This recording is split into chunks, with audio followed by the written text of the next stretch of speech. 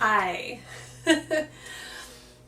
I was supposed to make a 38-week video and I never did. And now today I'm 41 weeks. And I figured better late than never. If I'm still pregnant, I might as well make the best of the time and churn out a little video. So here I am, and I had written down some notes on my phone of what I wanted to say for the 38-week video, and I just looked it over again now, and a lot of it still applies, so I think I'll just work through basically the same list with maybe a couple adaptations to take into account that I'm now past my due date.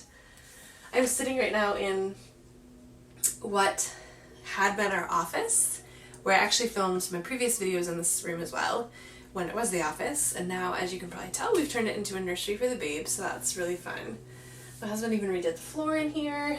Got our crib set up, which we had almost sold, and then we decided not to because we thought we might put our toddler back in it, and then we found out we were pregnant, so I'm glad we still have it. Got my Moses basket in here, which I love and I'm happy to use again. And basically our physical space is completely set up for baby girl. There's really nothing left on my nesting list in terms of baby items, baby's room, baby clothes. It's all good to go. In fact, my list in general is really short right now. It's actually gone. It's taken care of. Inside of the birth course I wrote called Embrace, there is a holistic nesting checklist, because I like to think of nesting as not merely a physical kind of like practical set of things that we go through in preparation for baby. It's not just about deep cleaning and gathering items, but holistic nesting means that we also are getting our nest in order internally, like emotionally, spiritually, mentally, right? The nest has to be prepared on every front. And so when I say that my nesting is done, I mean, like, as far as I can tell, really on every front my nesting is done, which is one reason why this waiting right now and being past my due date is feeling really frustrating. I'm not wishing for more time to work through my list. I am feeling like I've done my work. Why can't I have a baby yet? But what kinds of things were on my nesting list? That might be good to talk about, and probably something that at 38 weeks, if I had done this video then, I would have still been in the midst of doing. But it would have included things like watching birth videos and filling my mind and my imagination with positive, powerful visions and images of birth, of women having their babies with full autonomy and without fear, in the safety of their own homes, surrounded only by people who love them. It would have included birth affirmations, listening to those, reading those, speaking those over myself. It would have included work on my primary relationship with my husband, making sure that we are in a pretty good space, a place of strength, in which we can welcome a baby confidently without feeling like we're jeopardizing our relationship, and also preparing my children to welcome a new sibling.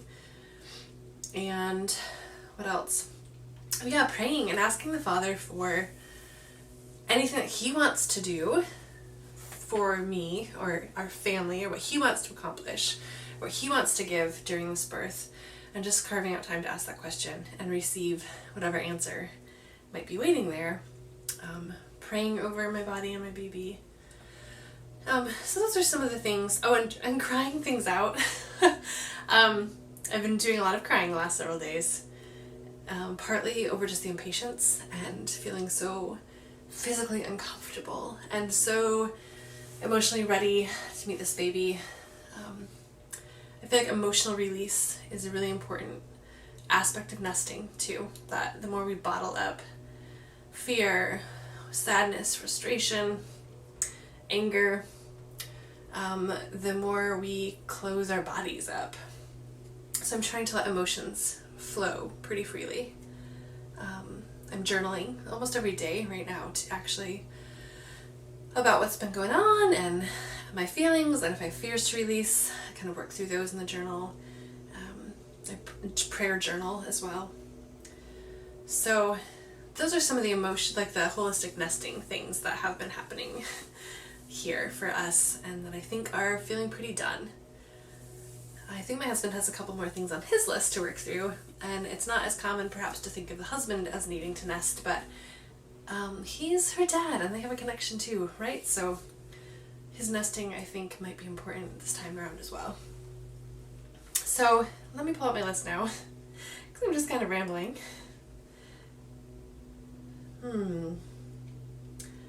Okay.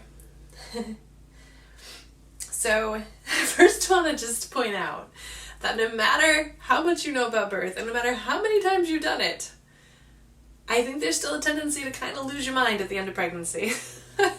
And I think I mentioned this in my first pregnancy vlog too, that at the front end I also lost my mind Googling things like, how do I know if I'm pregnant?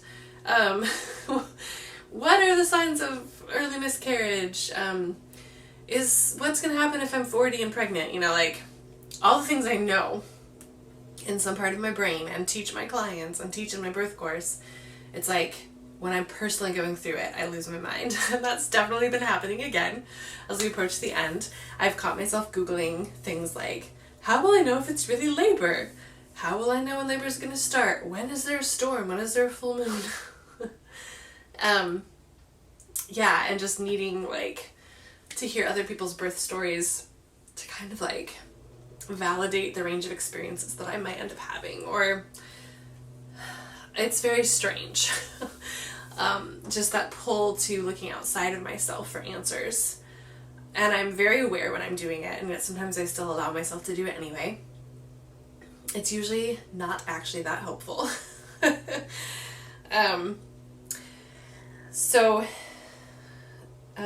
What else? On a physical front, I'm huge. I have no idea how much weight I've gained because I don't weigh myself. My blood pressure numbers have still been my normal, which is low by, human averages. And the iron deficiency issues that I had been having around 20 weeks, I had retested, and that is looking awesome now. Very good. It feels awesome to have that resolved and to know that I'm going into this birth with adequate iron stores, since that is an important part of preventing postpartum hemorrhage, which has been one of my husband's, for some reason, one of his biggest kind of concerns. Got the freezer stocked. My freezer is in my fridge, is quite small, and it's pretty silly. We have a pretty big family, and yet we've never had, we don't have a chest freezer, like a second freezer, which I know many big families do have that, and we don't. So we actually just borrowed one from some friends for a couple of months so that I could stock up even more stuff to get us through kind of that first month postpartum with easy foods. So that is done. That's feeling great. Some friends gifted me with freezer items for that, and then I also got a lot of things from Costco. I have not cooked my own stuff to put in the freezer. I've never done well at that part, like the prepping meals myself before giving birth. So I've never excelled at that, and I always admire the moms who do. Nutritionally, I find that the weather has been really hot here, like in the 90s for like 2.5 weeks straight, and in Michigan that's pretty unusual. And with that extreme heat, I found my appetite was quite low, and all I wanted to eat really was fruit and cold things, and not very much of anything. So it's been a little bit challenging. I'm grateful that now, here at 41 weeks, we're kind of on the back end of the intensity of that heat wave, back to more normal temperatures. I have been increasing the amount of Nora and red raspberry leaf teas that I drink, usually making them like an infusion, letting them steep for a really long time, hours, and then icing them and putting some stevia in them and some lemon and drinking them cold. I think I've been doing probably 2 to 4 cups a day of Nora and or red raspberry leaf tea. I've also been using collagen peptides and magnesium powder, usually mixed into my cold coffee. I've been doing cold coffee. Again, because the collagen peptides really will help tissues to stretch and repair themselves after birth, and then the magnesium helps relax muscles and kind of stave off muscle cramps, the Charlie horses and some of those things. And I'm also pleased to say I have no stretch marks again, and I never have from any of my pregnancies. I don't know why, but I do wonder if collagen peptides has helped with that a bit as well. I've also been doing dates. If you haven't read the research about dates in late pregnancy and their ability to help efface the cervix and possibly shorten the first stage of labor, which is early labor. Look into it. It's really interesting. I don't even like dates, but it feels like one of those things that why not do it? Like, it doesn't hurt anything. So I've been putting them into smoothies mostly, 6 a day, which is what the research shows seems to be the most effective. I did do that at the end of my last pregnancy as well, and that birth was remarkably swift and painless and lovely. So I'm hoping for a similar effect thanks to the dates. What else? We are still in the midst of a pandemic, with the COVID crisis that began way back in March in the US still not being finished. And I live in Michigan, which has been one of the states that has had some of the most extreme and extended kind of lockdowns, stay-home orders, things like that. And then on top of that, other current events going on is like the explosion of renewed concern over racial injustice in our country, which I am on some level very grateful for, that that's surfacing, and I feel invested in being a part of the solution there. But the combination of a pandemic and racial just tensions, I guess, have been, for me, like witnessing those things and trying to keep up with those subjects on social media. I just came to realize we're doing no good for my mental health, my emotional and mental stability. And keeping up with those things, although they're important, does increase cortisol levels in the body. And cortisol is kind of like the it's like the enemy of birth hormones. It stands in the way of and blocks the hormones that we do need for birth. So I made a decision at 38 weeks to stop perusing the news and social media, partly because of the subject matter itself, but also partly because the divisiveness and division of different opinions on very different ends of the spectrum from all the people I follow or am friends with on Facebook was just getting to be too much. So I've had to kind of decide to be an ostrich and put my head in the ground on those things for now, knowing that I still have time to re-engage them later. But I think that now, while trying to prepare mind, body, and heart for birth, is not the time to be deeply engaged with topics that are troubling. So I've also been staying home a lot more, and it's actually not at all having to do with wanting to avoid coronavirus. It's more so that I was noticing that going out into public spaces was anxiety provoking for me. Seeing people wearing masks is really unsettling. I mean, you're talking to a woman who, I hate Halloween, I hate costumes, I hate Halloween masks. Like, not being able to see people as they are and for who they are and see their facial expressions and read them is really unsettling for me. So I've stopped even going to the grocery store. I send my husband or I order the groceries, or just needing to avoid spaces right now where the mask wearing and all that comes with that, kind of like the fearful distance keeping, just being around is just too hard right now. So I'm home a lot, and the only places we've been going are to like natural, like nature areas for hiking, or parks, places where we can be outdoors, which is so grounding for me and always has been. And then also where we don't feel like we need to wear masks, and where keeping distance is just kind of natural and easy. So we have been doing a lot of that, and that's been important. And I'm also grateful to live in a place where I can be outside and not have it pressing in around me. It also, though the coronavirus stuff has been a conversation in terms of how that will impact my actual birth, too, because though I am having a free birth, I have a few people who will most likely be here during that time, and I've had to process with them how are we going to handle like the coronavirus, social distancing, mask wearing stuff in my birth space. And so much of me wants to just pretend the whole situation isn't happening, or at least just forget about it for a bit so I can have my baby without that tension. But at the same time wanting to respect the people coming to my birth and what they need in order to feel safe. There's no way I'm wearing a mask while I'm in labor. For sure not. There's no ways my kids will keep them on. So what we ended up finally coming to was me asking my birth team that if they feel that they want to have a mask on, so be it. But then I'm asking them to take them off when my baby's born and leave them off for about 10 minutes. Because the thought of looking up after having my baby and looking up at masked faces just kind of breaks my heart. It makes me feel really sad. There's something about looking up after having just triumphantly birthed your baby and see people around you who've believed in you and been present to you beaming back at you with love and pride and like just be able to see that on their faces, and I don't want that covered up. So I think that's what we've come to, and I think that's feeling pretty okay. This is definitely an atypical part of planning for a birth, right? Like, what a weird time to be having a baby. So I'm definitely physically also slowing down. Like, I've been the mornings are like a game of like how long can mama stay in bed without the house getting destroyed and the children still being fed their breakfasts. So it's been a lot of me lingering in bed. So my husband works a very early morning job from like 6:30 a.m. till 9:30, so he's not around to help during that time.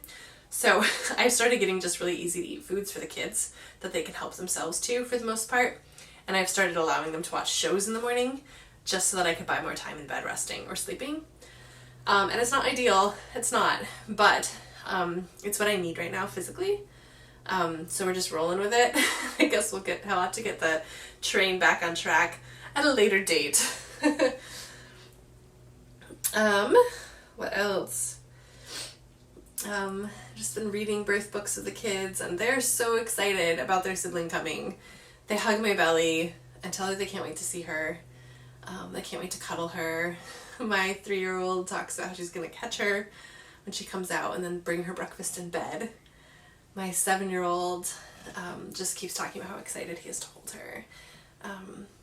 So it's been, and they've been really sweet with me too. The kids seem to get it this time. They've been really attentive and more willing than usual to help me out with stuff, whether that's picking up something or getting something for me when it feels hard for me to get it, or helping a sibling with something when it feels physically hard for me to do that.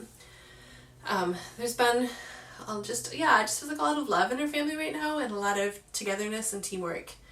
And we even had a meeting with them about like postpartum, asking them, what does mommy usually do? What are mommy's jobs around the house?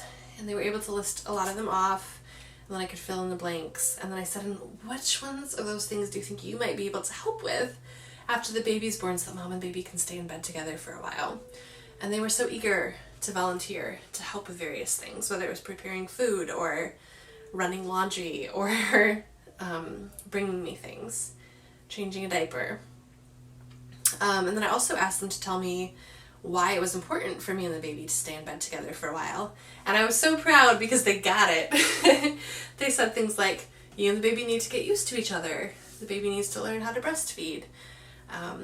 You will be healing in your body. So I just feel really grateful to know that both my husband and my children seem to understand the importance of 4th trimester and protecting that space for me.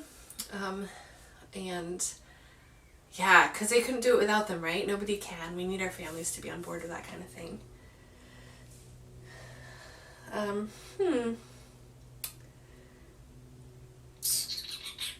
Yeah, I thought I'd also just share with you what I'm doing kind of like mentally. Some of the resources I'm liking for preparing mentally and emotionally are YouTube videos of births, especially free births. And I can post a link to the playlist I've made on YouTube that I call it my Undisturbed Birth playlist. Also just been doing some visualizing and journaling, like what my ideal birth and my ideal postpartum will be like.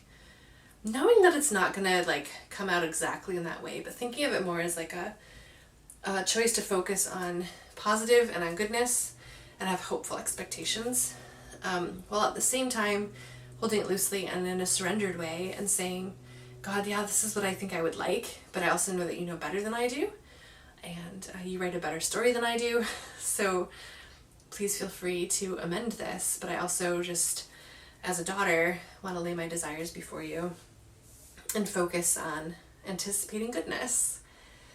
I've also been really loving the Christian hypnobirthing app.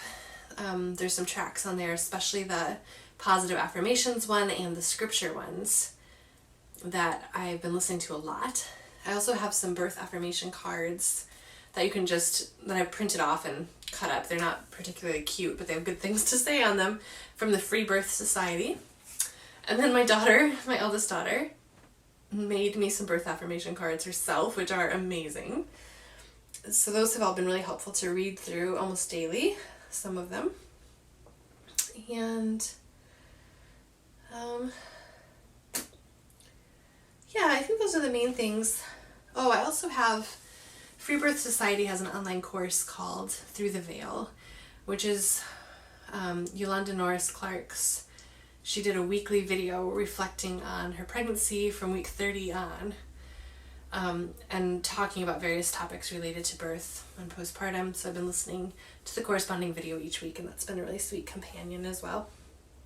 So yeah, I think that's about it. Just feeling really ready, really impatient, really ripe. Saw our chiropractor today, and as we've been doing twice a week for the last few weeks to get ready for birth. And I know she's coming soon. She has to come out, right? Babies do come out, and I'm only getting closer to meeting her. And even though I have been nervous about going through birth again, nervous about being a mother to a newborn again, I am really trusting that when she is here, or when I'm in birth, that provision will be made in that moment for me to go through it, whatever it looks like. That God won't leave me hanging in a state of fear or uncertainty, but will meet me there and give me the mental fortitude and the guidance and the strength that I need at the moment that it's needed, and possibly not a moment sooner. And that when my baby comes out and I get to see her and smell her and touch her and nurse her, that the perfect design of bonding that God created using this complex hormonal cocktail is going to do its work. And again, the bonding will happen and the love will come and the provision will be made at the moment that it's needed. So yeah, I can have moments of fear and nervousness, but not be ultimately afraid, because I have that state of trust, both in God and in the process that He designed. And yeah, we'll do it. So this is my last video while I'm pregnant. I will be sure to check back in after she's here in some way, shape, or form to share a bit about her birth journey, and hopefully some footage of her birth as well, since I do have a friend coming to photograph and videotape the birth, as well as my children possibly doing some of that on my phone, so it should be very interesting. Signing off for now, and I'll see you on the flip side.